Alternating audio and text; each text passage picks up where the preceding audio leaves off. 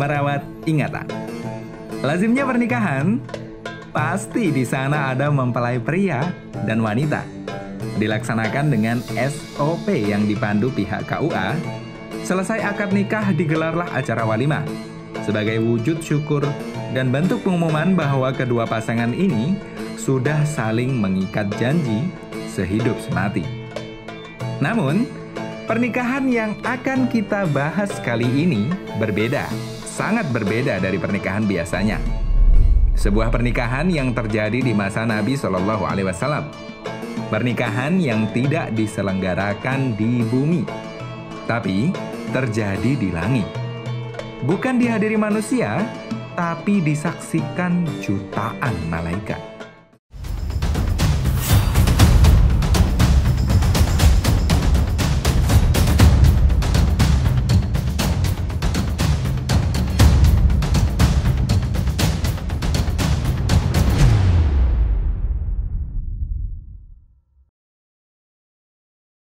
Pengantin langit.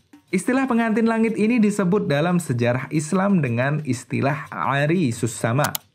Bagaimanakah proses terjadinya peristiwa menakjubkan tersebut? Jika kita tengok pernikahan para selebriti hari ini, pasti akan diadakan dengan penuh kemegahan, dipertontonkan dalam live Instagram dengan jutaan viewer. Tapi, peristiwa terjadinya pernikahan di langit ini jauh lebih menakjubkan. Sebuah pernikahan yang viewersnya adalah jutaan malaikat. Kisah ajaib ini dituliskan dalam banyak literatur turoth Islam seperti kitab Sirah Ibnu Hisham, Al-Waqidi, Asadul Ghabah, Siyaru A'lamin Nubala, Tarikh Lidzahabi, dan lain sebagainya. Dalam hadis riwayat Al-Hakim dan Al-Baihaqi, serta disahihkan oleh Al-Albani, suatu ketika Nabi Shallallahu Alaihi Wasallam bersabda di hadapan Zubair bin Al-Awam, "Innahu latughassiluhul malaikah." Pengantin langit ini sedang dimandikan malaikat. Diriwayatkan pula ketika Nabi Shallallahu Alaihi Wasallam mendatangi prosesi pernikahan langit penuh karomah ini dengan berjinjit-jinjit, berjalan dengan kesulitan dan penuh kehati-hatian. Padahal tidak ada duri ataupun penghalang. Jalanan amat longgar. Para sahabat pun bertanya kepada beliau. Nabi pun menjawab, "Ma wajadtu makanan adha'u fihi qadami min kasratil malaikatil lati ghattat bainas sama'i wal ardi." Aku tak bisa menjejakkan langkah kaki karena di sini begitu sesak dijejali oleh jutaan malaikat, baik yang melayang di langit ataupun yang ada di daratan. Bukan main. Semegah-megahnya pernikahan tokoh nasional, artis kawakan, tidak ada cerita bahwa tamu undangan sampai tidak bisa lewat karena tidak kebagian tempat. Tapi pernikahan ini sungguh menakjubkan. Siapakah pengantin langit tersebut? Dialah sahabat Nabi Hanzalah bin Abi Amir Al-Ausi radhiyallahu anhu, sahabat Nabi dari kaum Ansor Madinah. Lebih jauh lagi, Nabi juga mengatakan di hadapan para sahabat saat itu yang hanya terbengong karena tak mampu melihat apa yang dilihat oleh Rasulullah. Hanzalah sedang dijemput oleh banyak sekali istri-istrinya. Mereka para bidadari surga yang saat ini turun dari langit. Lihatlah, Hanzalah sedang dijemput dan diangkat ke langit. Pertanyaannya, apa sih sebenarnya yang telah dilakukan sahabat Hanzalah? Ayahnya seorang pendeta yang mengaku menganut agama Ibrahim yang lurus. Namun, tatkala Nabi Shallallahu Alaihi Wasallam diutus menjadi Rasul, ayahnya justru iri dan mengingkari Nabi. Sedangkan Hanzalah memilih beriman dan menjadi Muslim yang amat setia membela dakwah Islam. Nabi Shallallahu Alaihi Wasallam adalah pemimpin yang begitu perhatian terhadap para sahabatnya. Salah satunya juga kepada Hanzalah yang beliau pandang sudah harus menikah. Maka Nabi pun mengumpulkan harta dan menggalang dana untuk nantinya dijadikan mahar pernikahan Hanzalah.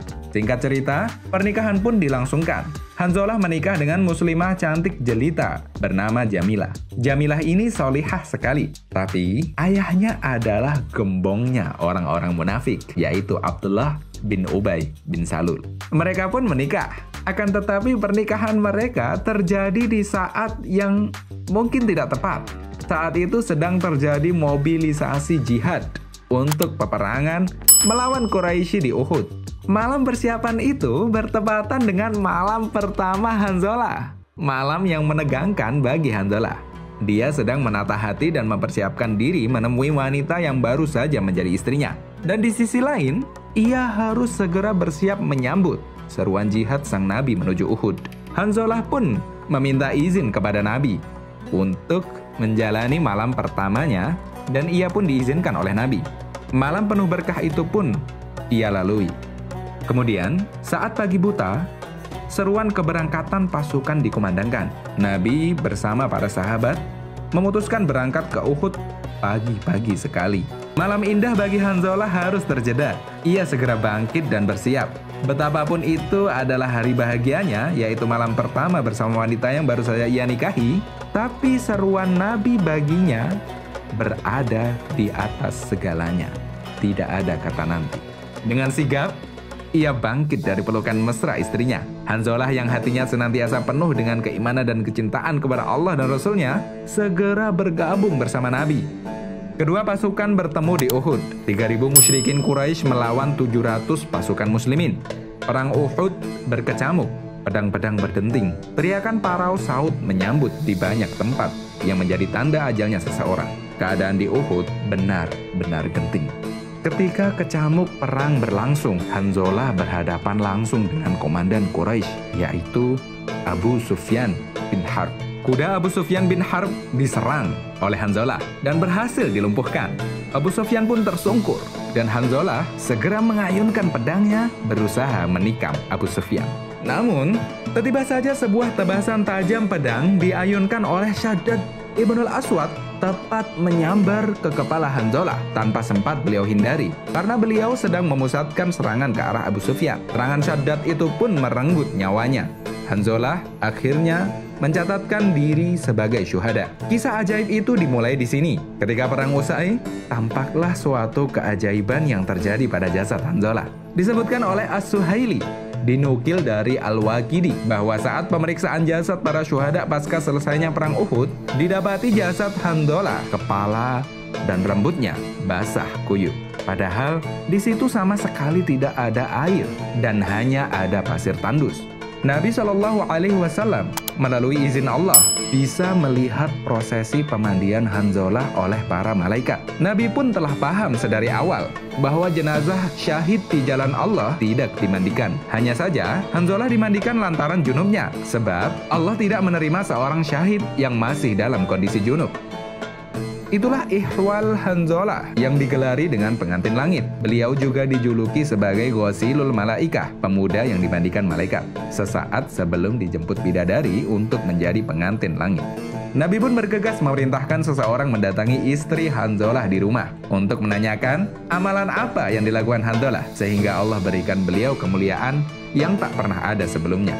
Coba ceritakan bagaimana kondisi Hanzalah sebelum berangkat jihad ke Uhud. Istri Hanzalah menjawab, "Saat suamiku pergi berangkat ke medan jihad di Uhud, beliau sepertinya begitu bersemangat menjawab panggilan Allah dan Rasul-Nya, hingga beliau lupa untuk bersuci dari junub malam pertama kami."